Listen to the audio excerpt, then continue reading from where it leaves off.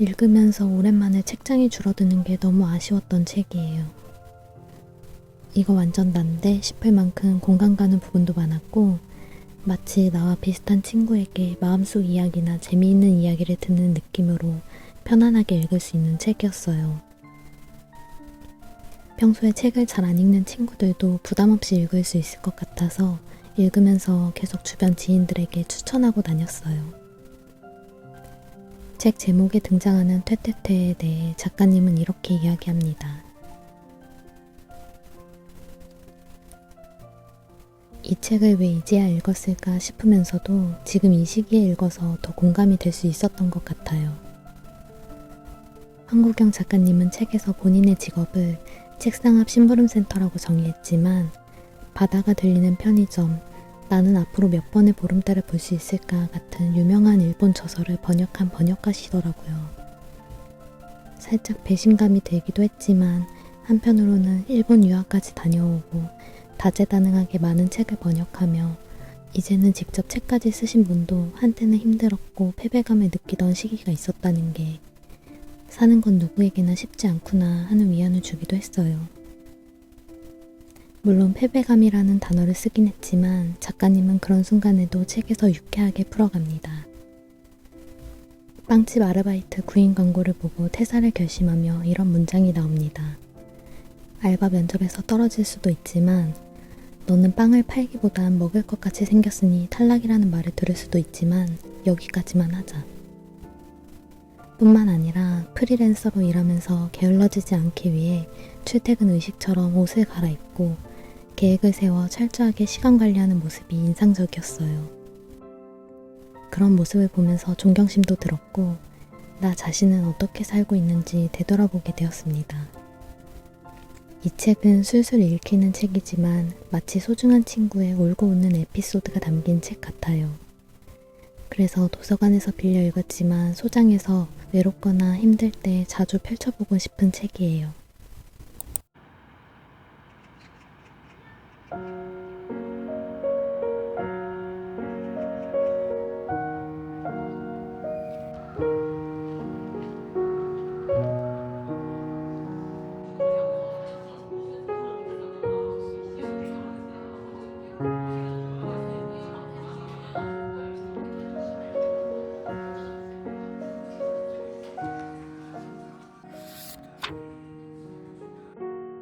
반 고흐의 그림은 워낙 유명해서 몇몇 작품들과 더불어 귀를 자른 일화 정도만 알고 있었는데 이 책을 다 읽고 나니 조금 다르게 보이더라고요. 반 고흐는 어린 나이부터 생각의 깊이가 남달랐던 것 같고 동생에게 금전적인 지원을 받는 상황에서 어깨가 참 무거웠을 것 같아요. 그림이 팔리지 않는 와중에도 일평생 그림을 향한 외길을 달려온 그의 열정과 노력, 그리고 자기 확신이 너무 대단하고 멋있었어요. 반 고흐의 삶은 정말 쉽지 않았을 것 같아요. 고독하고 가난했고 살아생전 제대로 인정받지도 못했는데 하지만 그럼에도 그는 끝까지 붓을 놓지 않았어요. 이 편지들을 읽다 보면 마치 그의 일생을 통과하듯 그 순간 속에 함께 있는 듯한 기분이 들어요. 저는 살면서 끊임없이 방황하고 내 길을 고민하며 스스로의 능력을 의심할 때가 많았어요. 그런데 이 책을 읽으며 반 고흐를 통해 정말 많은 걸 배웠습니다. 나에게 중요한 것이 있다면 끊임없이 노력하는 것, 그리고 무엇보다 내가 나 자신을 믿어주는 것, 타인의 평가에 휘둘리지 않는 것, 그것이야말로 끝까지 나아갈 수 있는 힘이 아닐까 싶어요.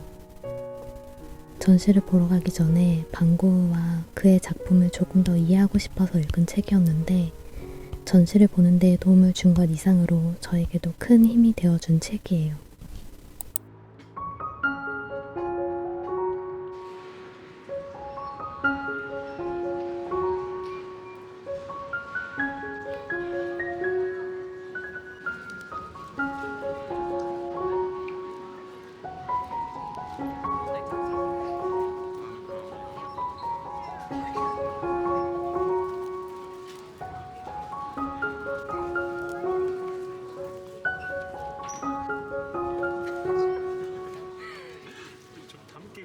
농부같이 생겼어.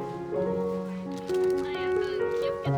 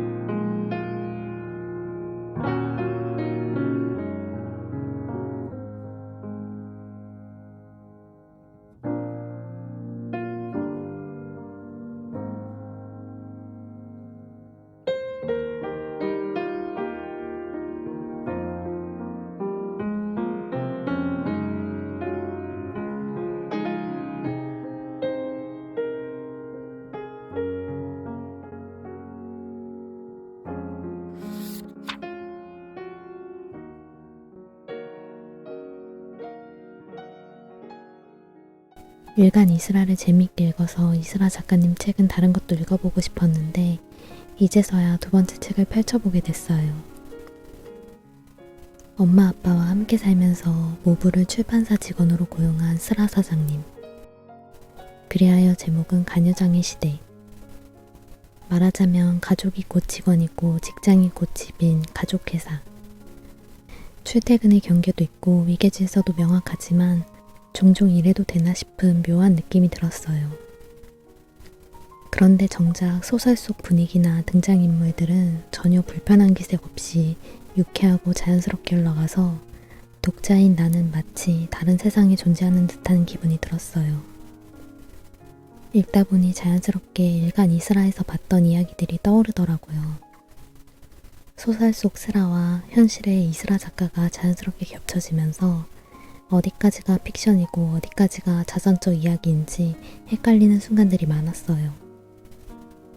하지만 그 경계가 명확하지 않다는 점이 흥미 요소 중 하나인 것 같아요.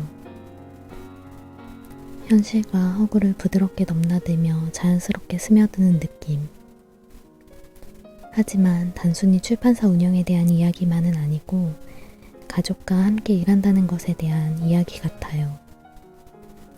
혈연과 노동이 뒤섞이면 관계는 어떻게 달라지는지, 가족을 직원처럼 대하는 일, 직장 내 위계 속에서도 여전히 가족인 관계, 그 어딘가에서 만들어지는 미묘한 균형과 그 균형이 주는 독특한 감각 때문에 이 소설이 더 흥미롭게 다가왔어요. 책은 여전히 이스라 작가님 특유의 담백한 문체로 흘러가는데 가볍게 툭 던지는 듯한 문장에도 여운이 남고 책이 두껍지 않아서 오히려 더 아쉬웠어요. 다 읽고 나니 간여장의 시대라는 제목을 다시 한번 곱씹게 되더라고요. 처음부터 흥미로운 제목이라 생각했지만 책장을 덮고 나니 그 의미가 한층 더 선명하게 다가왔는데요.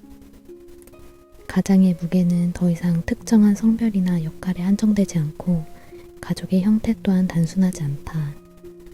그것은 반드시 가부장의 부에게만 주어지는 책임이 아니라 시대에 따라 달라지는 가족의 모습과 그 안에서 각자가 감당하는 몫에 대한 이야기가 아닐까 생각했습니다. 233페이지에 나오는 이 대목을 읽으며 이 이야기는 단순히 남성 중심이나 가부장제만을 말하는 것은 아닌 것 같다는 생각을 했어요. 그것을 반복하는 존재는 꼭 남성이 아닐 수도 있다는 것. 가장으로 군림하는 누군가 혹은 가장이 아닐지라도 집안일을 당연하게 여기는 사람이 있고 그리고 그 일을 묵묵히 해온 사람이 있을 수 있다는 것. 복희의 부엌 일을 소외시킨 건 꼭 아버지나 할아버지만이 아니라 스라 역시 그 흐름에서 완전히 자유롭지는 않았어요. 생각해보면 가부장제에서 비롯된 어떤 습관적 태도들은 특정 개인만의 문제가 아니라 시대가 바뀌어도 자연스럽게 반복되고 있는 것은 아닐까. 역할이 바뀌어도 그걸 내면화한 사람들은 여전히 비슷한 흐름을 따라가고 있는 건 아닐까 하는 생각이 들면서 나 자신은 어떤가 생각해보게 됐습니다. 근데 눈이 어쩜 이렇게 갑자기 막 쏟아지냐? 구름이 이제 쳐서 오고 아... 아니 이거 눈보라 아니에요?